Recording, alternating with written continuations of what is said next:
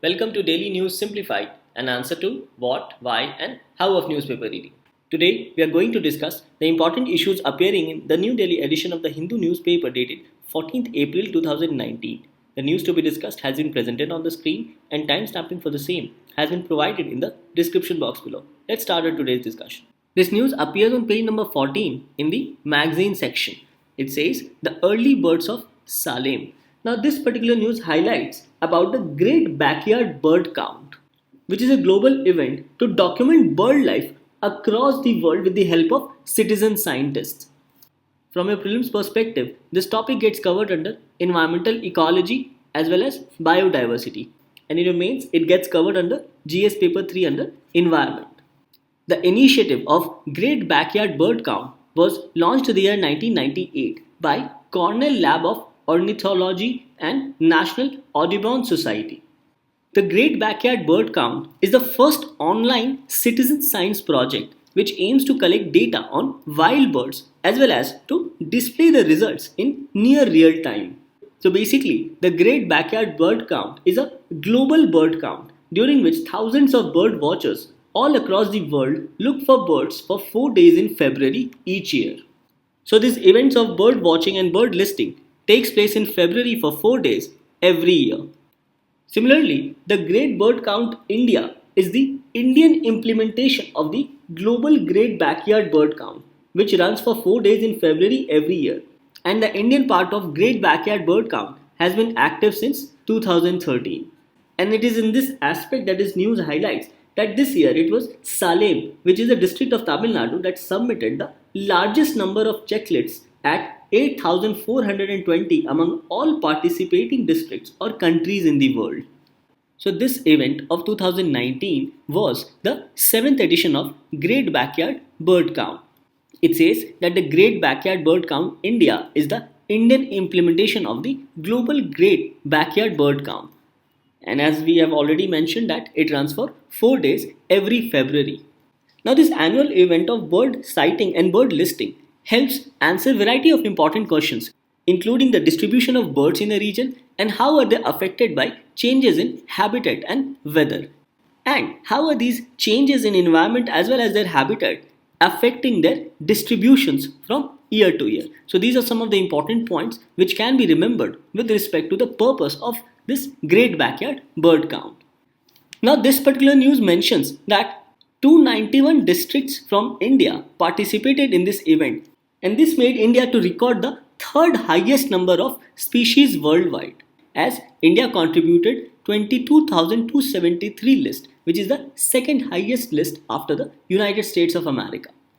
The news also mentions that participants from 31 states and union territories spotted around 852 species. So this increase in number of species by India was also helped by awareness camps and bird watching trips, which was conducted for students as well as college teachers, as it cumulatively helped in increased participation of bird counts from India. This awareness camp also helped the students to know how to document the birds and also to make a checklist and then upload them on eBird, which is a citizen science based website and also an app to document bird sightings. So this is where participation from India helped in providing a variety of species with respect to the global bird count. Now this news also highlights that this year's event captured 15 bird species which were not recorded from previous years. These includes long-billed wren babbler, the eastern spot-billed duck, and the Kashmir nutcracker. The news also highlights that the top 5 most commonly reported species in India are house crow, common manna, rose-ringed parakeet, large-billed crow, and red-vented bulbul. And some of the other listings were with respect to the migratory eastern Orphean warbler, green-winged teal, a small duck, and a nocturnal Jordan's nightjar. So these were some of the important birds listed in this global bird count event from India. Now this news becomes important from your prelims point of view because questions can be asked about Great Backyard Bird Count, as we have seen that this initiative was launched in the year 1998 by Cornell Lab of Ornithology and National Audubon Society. And the Bird Count India has started from 2013. Now as you can see, these are some of the important questions which have been already asked by UPSC. This particular question was asked in the year 2014. It was with respect to an organization known as Wetlands International. Whereas this particular question in 2015 was asked with respect to BirdLife International. Hence, in this aspect, you must know about Great Backyard Bird Count, and also because of the fact that this is also conducted in India since 2013. So coming back to this question of 2014, it says, with reference to the conservation organization called Wetlands International, which of the following statements are correct? First, it is an intergovernmental organization formed by the countries which are signatories to Ramsar Convention. No, this statement is incorrect, as Wetlands International is a not-for-profit organization and it is dedicated to the conservation and restoration of wetlands. And Wetlands International is dedicated to maintaining and restoring wetlands for their environmental values as well as for the services they provide to people. Hence, on this note, the first statement becomes incorrect. The second statement says that it works at the field level to develop and mobilize knowledge and use the practical experience to advocate for better policies. Yes, this statement is correct, as we have seen about the vision of Wetlands International. Hence, in this, the correct answer was B, that is 2 only. Now, this particular question was asked in the year 2018. It said, consider the following: birds, dust blowing, rain, wind blowing. Which of the above spread plant diseases? So, in this, all of these spread plant diseases. Hence, in this, the correct answer is D, that is 1, 2, 3 and 4. Now, another question which was asked in the year 2015 was with respect to BirdLife International. BirdLife International is a global partnership of conservation organizations which strive to conserve birds, their habitats, as well as global biodiversity. And it also works with people towards sustainability in the use of natural resources. So the first statement says it is a global partnership of conservation organizations. Hence, the statement becomes correct. Second statement says the concept of biodiversity hotspots originated from this organization. No, this statement is not correct. Third, it defines the sites known to referred as important bird and biodiversity areas. Yes, this statement is also correct. So in this, C is the correct answer, that is 1 and 3. So we understand that important international organizations with respect to conservation of nature has been asked by UPSC in the past. So on this note, this information with respect to Great Backyard Bird Count becomes extremely important for your upcoming prelims examination. With this, let's move on to our next news discussion. Now this news appears on page number 13 in your newspaper. It says India becomes net steel importer, and this is a first in 3 years. It then mentions that demand for higher quality of steel grows. So this news highlights that for the first time in the last 3 years, India has become a net importer of finished steel in the year 2018-19. Now steel is basically an iron-based alloy which also contains carbon, silicon, manganese and other elements. Now India has become net importer of finished steel in the year 2018-19 primarily because of 2 reasons. First, this has happened on account of decline in exports from India. And secondly, because of the fact that India has been importing more steel from China and other South Asian nations because of the ongoing trade war. Now the news highlights that the export of finished steel fell by almost 34% in the year 2018-19. Now United States and European Union have imposed higher tariffs on import of goods, and EU as well as US have also added other protectionist measures in order to promote their own domestic industries. Prior to the protectionist measures applied by US and EU to promote their domestic industries, China, Japan, South Korea, Indonesia and other South Asian nations used to export steel to European Union as well as United States. However, after this imposed higher tariffs on import of goods, these countries started exporting their steel to West Asia and Africa. Now earlier, India used to export steel to West Asian countries and Africa. However, after the protectionist measures, China and other South Asian nations started exporting its steel to these West Asian countries and Africa. And this dented India's export of steel to West Asia and Africa. Not only this, China and other South Asian nations also started exporting their surplus production of steel to India. So on one hand, India's export to other countries declined, whereas its import of steel increased. Hence, it is in this aspect that this news highlights that for the first time in the last 3 years, India has become net importer of finished steel in the year 2018-19. Further, in India, there has been an increasing demand for high quality steel in India, mainly in the auto industry. So, on all these aspects, import of steel in India has increased, and there has also been a decline in export of finished steel from India. Thus, this news becomes extremely important from your economy point of view. Hence, in your prelims, it gets covered under economy, and in your mains, it gets covered under GS paper 3 with respect to economic development. With this, let's move on to our next news discussion. The next news appears on page number 1. It says, oil import from Iran may be reduced as US mulls waiver. Efforts are on to beat the deadline on GSP trade status as well. So this news highlights about two upcoming deadlines which has been highlighted here with respect to double deadline, and it says India faces two deadlines from the United States of America on separate issues. So these separate issues are with respect to first extension of Iran oil sanctions waiver, and second is with respect to withdrawal of India's GSP status from the United States. Now GSP refers to Generalized System of Preference. Hence, with respect to these upcoming deadlines, the government of India is busy carrying out negotiations with the United States government to get certain leeway with respect to these two deadlines. Now this topic from your prelims perspective gets covered under current events of international importance, and in your mains it gets covered under GS paper 2 under international relations, particularly under effect of policies and politics of developed and developing countries on India's interest. Now GSP refers to Generalized System of Preferences, and GSP provides for tariff reduction on different products. GSP is a trade policy of United States, and it is designed to promote economic growth in developing countries. And this will be done by providing preferential duty-free entry for certain products from different countries.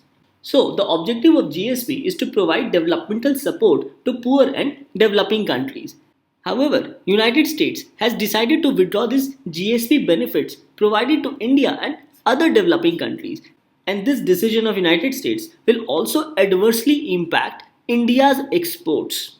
So it is in this aspect that the government of India is busy negotiating with the United States, and it is likely that the US trade representatives may agree to defer the decision with respect to withdrawal of GSP benefits until after the general elections of 2019 in India, as this will also provide an opportunity to improve Indo-US relationship. Now in November 2018, the United States had decided to impose economic sanctions on Iran. However, the United States had granted temporary waiver to 8 countries, including India, to continue to buy oil from Iran. Now the US had given temporary waiver to these countries, including India, because they had reduced their oil imports from Iran significantly. So it is in this aspect that the United States is considering to extend the waiver for 6 months. However, it may reduce the amount of oil India may buy from Iran on a monthly basis. So on Iran oil sanctions waiver, it mentions that the US may grant waiver to India on same terms. That is, it can extend the waiver for 6 months, however reduce the amount of oil India can buy from Iran on a monthly basis. Further, the US may grant a conditional waiver with lower allowance for oil imports for India. Another possible outcome is that US may also cancel waiver for India, China, Turkey that still have significant imports from Iran. So this news highlights that India faces these two deadlines from the United States on separate issues next month, that is in the early week of May. Firstly, with respect to the GSP status for India, and secondly, with respect to Iran oil sanctions waiver. Thus, these two topics becomes extremely important from your upcoming examination point of view. With this, let's move on to our next news discussion. Next news appears on page number 13. It says, jewelers seek standard rules in gold hallmarking. The news highlights that the All India Gem and Jewellery Domestic Council has urged the Ministry of Consumer Affairs for standardization or uniformity in hallmarking of gold. as it contended that multiple measures of purity involved in the process for hallmarking was creating confusions in the gold industry. The Ministry of Consumer Affairs, Food and Public Distribution has come up with Bureau of Indian Standards Hallmarking Regulations of 2018, and these regulations has been provided under the BIS, that is Bureau of Indian Standards Act of 2016. So in this analysis, let us learn certain basics with respect to hallmarking of gold.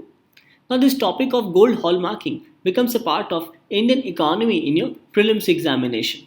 Now as per the Bureau of Indian Standards Act of 2016, hallmark means in relation to precious metal article. It refers to a standard mark which indicates the proportionate content of precious metal in that article as per the relevant Indian standard. So hallmark refers to a standard mark which indicates about the quality of that particular precious metal.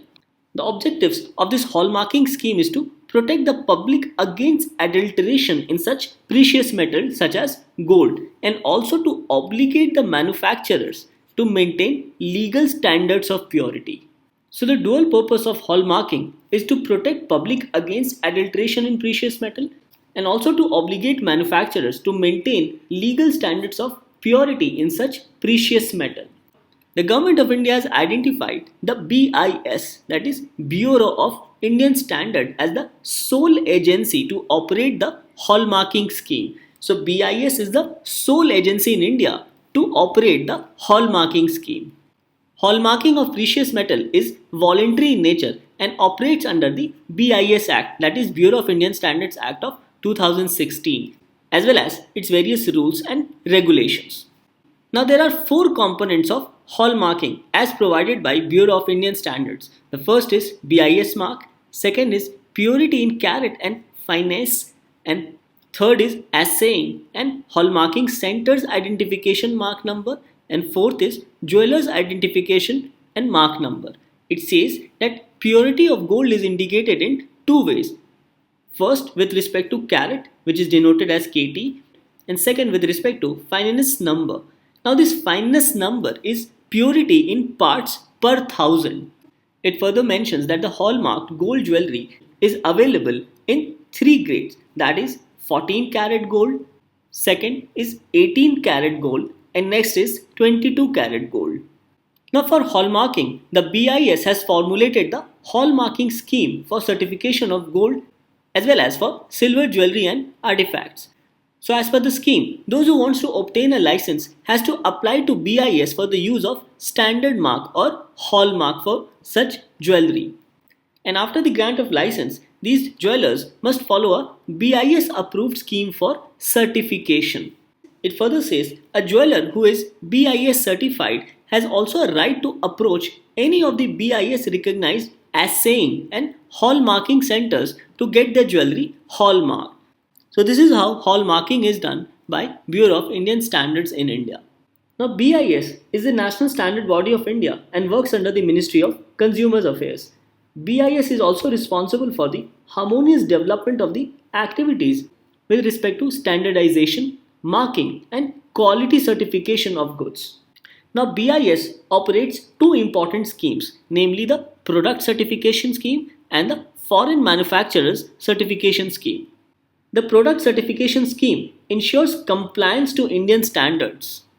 Presence of BIS standard mark, which is popularly known as ISI mark, on a product indicates conformity to the relevant Indian standard.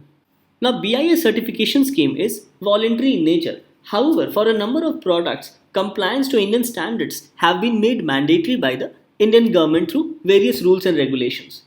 Now another scheme of BIS is Foreign Manufacturers Certification Scheme.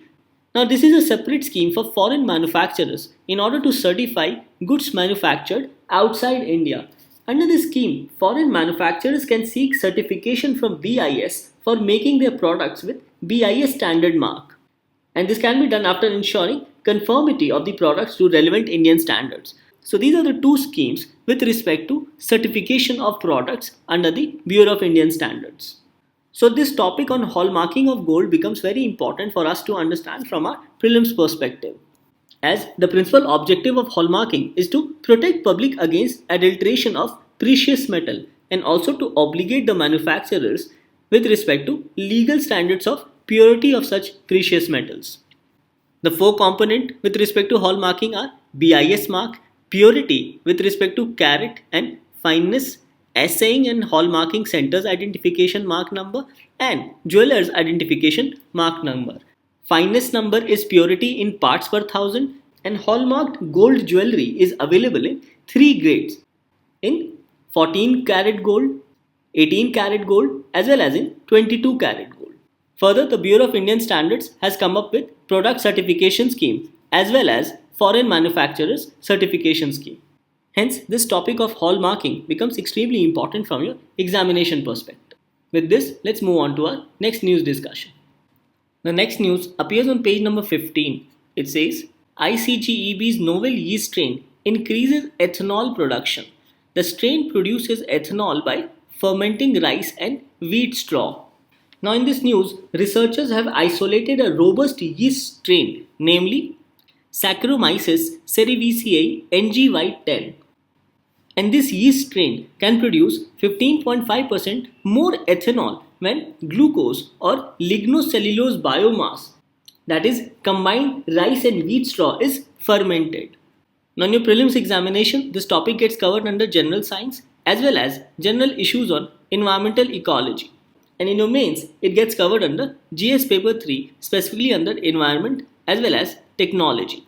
Now of late, biofuels have caught global attention in the last decade as they are renewable liquid fuels made from biological raw materials and have also proved to be good substitutes for petroleum in the transportation sector. Now being environment friendly, biofuels like ethanol as well as biodiesel can help us to conform to stricter emission norms, as it will also help in controlling vehicular pollution in megacities. Now in India, ethanol production is mostly done by fermenting of molasses to meet the annual target of 5% of blending of petrol with ethanol. Now ethanol blending started in India way back in the year 2001. Now ethanol blending is a process of mixing ethanol with petrol, where ethanol is a byproduct of sugarcane molasses. So it is in this aspect that this yeast strain will further help in improving the production of ethanol by almost 15.5%. Now it says that why do we need to expand our sources? It mentions that India is setting a target of blending petrol with 10% of biofuel by the year 2022, and this will require India to produce more biofuels such as ethanol as well as biodiesel. And it is because of which other sources such as rice and wheat straw are now being considered to produce biofuel. Now keeping this in mind, the Government of India has come up with a National Policy on Biofuel 2018 under the Ministry of Petroleum and Natural Gas. So let us also go through some of the important aspects as highlighted in the National Policy on Biofuel of 2018. Now it says that the Union Cabinet chaired by the Prime Minister had approved National Policy on Biofuels as it encourages the generation and use of biofuels such as ethanol. And the policy is aimed at helping farmers to dispose of their surplus stock and also to reduce India's oil import dependence.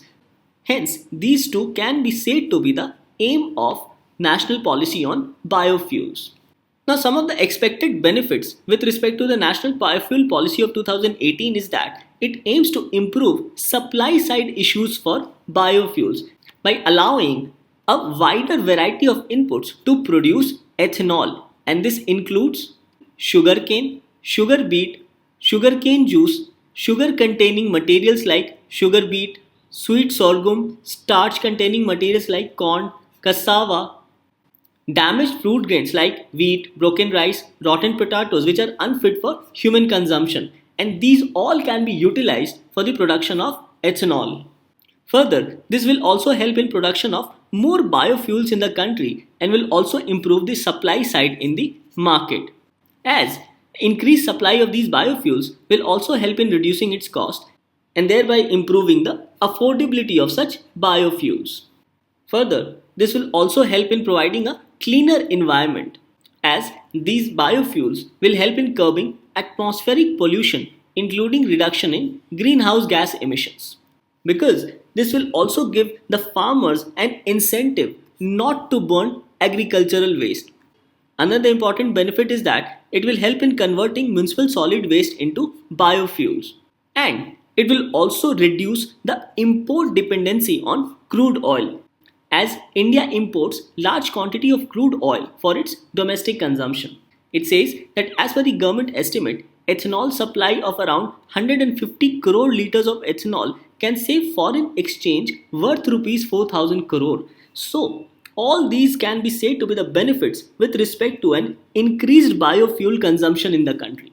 So, on this aspect, this news becomes specifically important with respect to greater ethanol production or greater production of biofuels in the country. The next news appears on page number 14. It says, will the El-Nino factor impact the monsoon? Why? We need to watch out for the weather phenomena which is synonymous with the Pacific Ocean, which is generally known to suppress rainfall. Now, this particular news highlights important terms such as El-Nino, La Nina, ENSO, and Indian Ocean Dipole. Now, this topic has been comprehensively covered and discussed by Ankur sir in the DNS video dated 11th September 2018, where through the NCERT book of class 9, he has explained meticulously about the phenomena of El Nino as well as La Nina. Kindly refer to this particular video dated 11th September 2018 of Ankur sirs to understand the exact phenomena with respect to El Nino as well as La Nina. In general parlance, during El Nino years, there is a lack of proper monsoon in India and it also impacts Indian agriculture. So we can say during El Nino years, there is less rainfall in India. Now this happens because under normal conditions, the West Tropical Pacific, that is this region, is warmer than the Eastern Basin. And this warmer area of the ocean is also a source for convection and is associated with cloudiness and rainfall with respect to India. So during El Nino years, this warmth shifts to the Central and Eastern Tropical Pacific, and this also impacts Indian monsoon, as the rain-fed kharif crops are heavily dependent on the monsoon and the quantity of rainfall determines agricultural production. So during El Nino years, it impacts not only rainfall in India but also agricultural output. Whereas La Nina is the positive side of El Nino. Now another term mentioned in this news is Indian Ocean Dipole. Now Indian Ocean Dipole is an irregular oscillation of sea surface temperature, in which the Western Indian Ocean becomes alternatively warmer or colder as compared to the Eastern Indian Ocean. So basically, Indian Ocean Dipole is an irregular oscillation of sea surface temperature, in which the Western Indian Ocean becomes much warmer as compared to the Eastern Indian Ocean, and at times the Western Indian Ocean also becomes much colder as compared to the Eastern Indian Ocean. So to understand all these concepts comprehensively, kindly refer to the DNS video of Ankur sir dated 11th September 2018. Now this topic has also been provided in the PDF. You can also go through the PDF to understand the basic concepts with respect to El Nino, La Nina, ENSO as well as Indian Ocean Dipole. Now after our discussion, these forms your practice question for the day. What you can do is to take a pause of 5 seconds. Now this question was asked in the prelims of 2017 with reference to Indian Ocean Dipole, sometimes mentioned in the news. While forecasting Indian monsoon, which of the following statements are correct? First, IOD phenomena is characterized by a difference in sea surface temperature between tropical Western Indian Ocean and tropical Eastern Pacific Ocean. No, the first statement is incorrect, as it is a difference of sea surface temperature between tropical Western Indian Ocean and tropical Eastern Indian Ocean. Second, an IOD phenomena can influence an El Nino's impact on the monsoon. Yes, this statement is correct. So in this, B was the correct answer, that is 2 only. Moving on to the second question, it says, which of the following can be said to be the objectives of National Policy on Biofuels 2018? First, reduce India's oil import dependence? Yes. Second, improve supply side issues of biofuels? Yes. Third, providing cleaner environment? Yes. So in this, all the 3 statements are correct. So here, D becomes the correct answer. Now these 2 are the next practice questions. What you can do is to take a pause of 5 seconds. It says, with reference to Great Backyard Bird Count, consider the following statements. First, it was initiated by United Nations Environment Programme as a global bird counting initiative.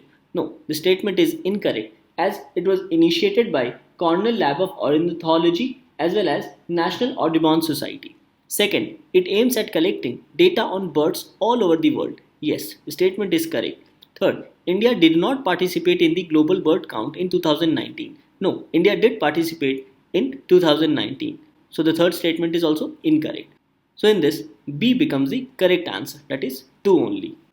Moving on to question number 4, it says, consider the following statements.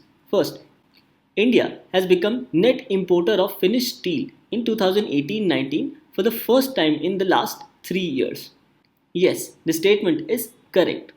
Second, India has increased its export of finished steel by 34% in 2018-19.